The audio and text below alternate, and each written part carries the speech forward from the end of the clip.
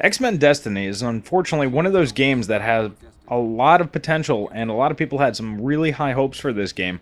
And unfortunately, the game only delivers on a couple of its promised key features. I'm going to start off and give you guys the good news. You can customize your X-Men character however you want. Throughout the game, you can go ahead and pick up gene abilities, which give you powers from the X-Men and the Brotherhood characters, and you can go ahead and upgrade those and use them and mix them up however you want. This is pretty neat, and this gives you a lot of flexibility on how you want to create your own superhero and your own X-Men character. That's pretty much where this game ends. The other promises where you get to choose your own destiny and all of that really don't matter in this game. Sure, you do get to choose whether you want to be an X-Men or one of the Brotherhood members. However, it really doesn't matter what you do throughout the game before that choice comes up. You can go ahead and side completely with the X-Men and then switch over to the Brotherhood. So, there's no consequences for your actions throughout the game. This is a real deal breaker for me. This means the whole game basically really has no point. To add to that, I can demonstrate the entire game in just a few seconds. Here, take a look. Yeah, glad you're back. Look, I found the missing mutants, but we're not out of trouble. Not to worry. Clear out the Purifier miscreants, and I'll see about stealing their helicopter. Turrets.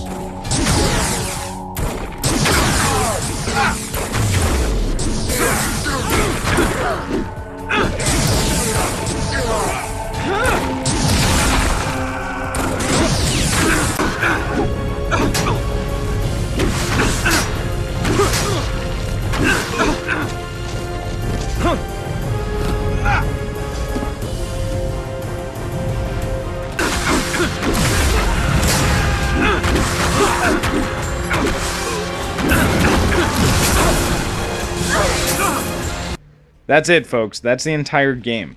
You just go ahead and just beat people up and smash them and use your powers, and it's kind of fun for a little while, but that's it. That's the entire game. There are no mini games. There are no other sequences. There's no puzzles to solve.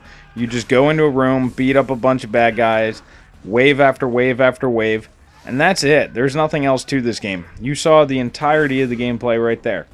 Oh, I forgot. There are a few scaling sequences where you're climbing, but those are even more repetitive because all you do is just jump up. Sometimes you have to time them a little bit, but there's only a couple of them, thankfully. They're really pretty boring, and it really makes you want to get back to the monotonous fighting in the game. Sure, you can go ahead and use your powers, blow people up, but to be honest with you, without the ability to really choose and shape your own destiny, something... You know, they seem to be wanting to go for like a Fable-style gameplay here. They failed completely on that. The graphics in the game are okay. They seem a little bit dated. The X-Men characters and the major Marvel characters look pretty good. But your character kind of looks bad. So the game does feel a little bit dated when you're playing it, but overall that doesn't really distract you from the game too much. The story is pretty silly. I'm not going to ruin anything for you, but... it's not satisfying in the least. Overall, I cannot recommend this game to anybody, not even for a rental. This is one of those, if your friends got it and you want to play it for 5 to 10 minutes, go ahead. It's kind of cool customizing your own X-Men guy and trying them out. But that's it. That's the only fun part about this game. There is no open world. There's no characters to go and talk to and basically flesh out your character and feel out the sides and then make a decision. There's none of that. This game was promised to do that, and it didn't deliver. Save your money. To be honest with you, this is $60 for 5 hours of gameplay. There's no multiplayer. There's no replayability to this. Save yourself a trip and pass on this one, guys. There's plenty more coming out this holiday season.